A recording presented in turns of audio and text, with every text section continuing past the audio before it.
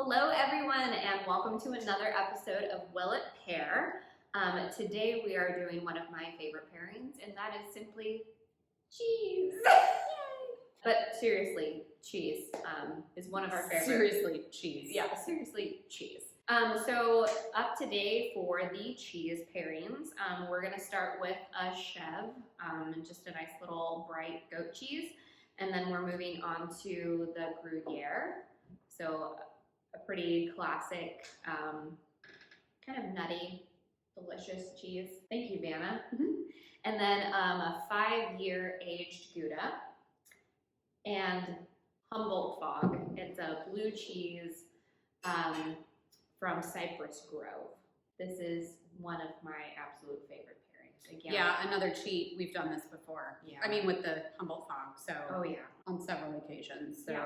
But it would be rude of us not to share this Our secrets. pairing, yeah, this pairing with you. So sticking with the old classics, the Sauvignon Blanc is of course the 2019 vintage, and the Trine, Cabernet Sauvignon, and Merlot are all 2016.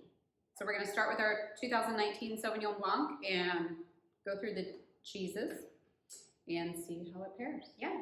So dig in. We're going to do the goat cheese first. Feel free to have a cracker with your pairing. Oh, are you a purist over there? No cracker? No, I just, felt like doing something different than you.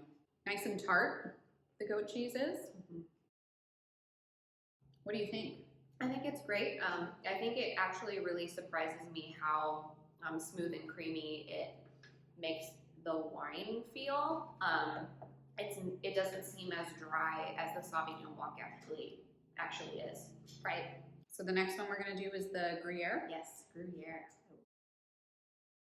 So the Gruyère has a little nuttiness. It's a little creamier, less tangy, less acidic. Yeah, not aged really at all. So it's pretty just a smooth Gruyère. It's kind of an even partnership. Like you get a little bit more of the nuttiness of the cheese. It sort of enhances that nuttiness, but then also you get a really pretty, lively burst of fruit on the end of the Sauvignon Blanc. Yeah, 5-year aged Gouda. And I don't know if everybody knows the trick about aged Gouda. I don't like smoked Gouda. I don't like, just regular Gouda. But aged Gouda has those little yummy num-num crystals in it. Oh yeah, little pockets of crystallized fat is what it is. Yeah, and they're a little crunchy. And it's definitely more nutty and a little more dynamic than just a regular cheese. Not my favorite.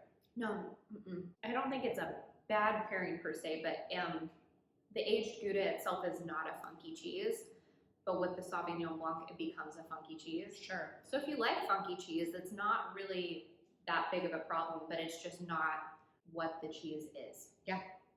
Okay. Humboldt Fog. Humboldt Fog. Cypress Grove. Sauvignon Blanc. I'm excited to see. I've not had anything that's funky with the Sauvignon Blanc. It's great. It's great.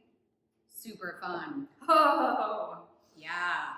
Like it brings out, we were just talking about, it brings out kind of a floral note in the aromatics, like a white flower of some sort.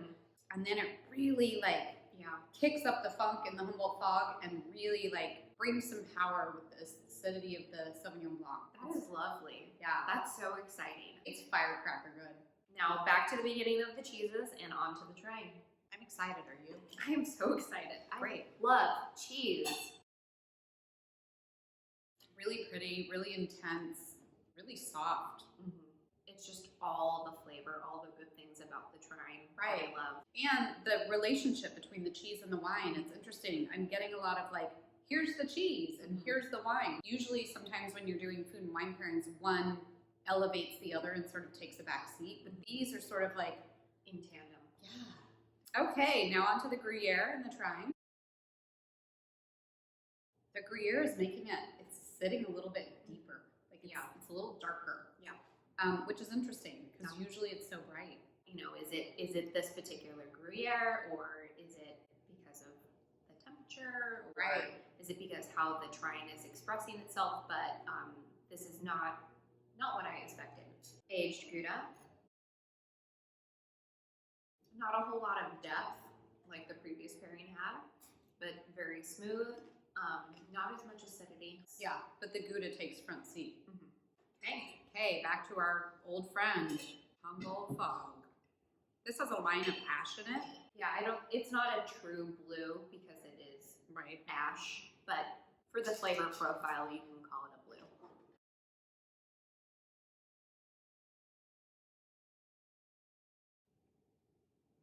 So good.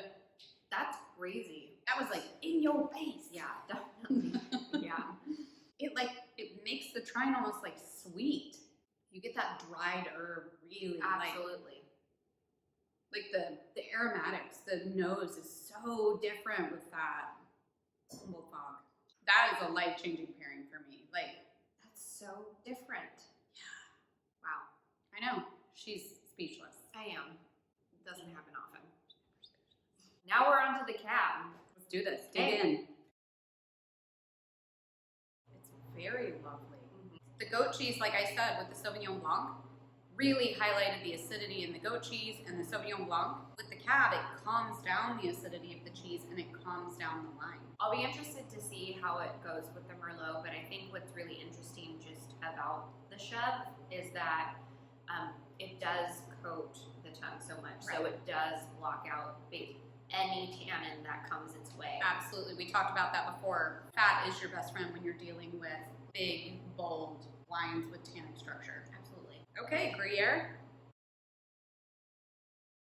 Brings up some of the brightness of the cab, so it's not as smooth. You know what else? It showcases a minerality. I feel like just in general, Walla Walla tends to show, you know, more restrained wines, but with a certain minerality, you know, kind of a dusty tannin. That sort of highlights it, which I love because I love that characteristic of our wine. Yeah, Gouda.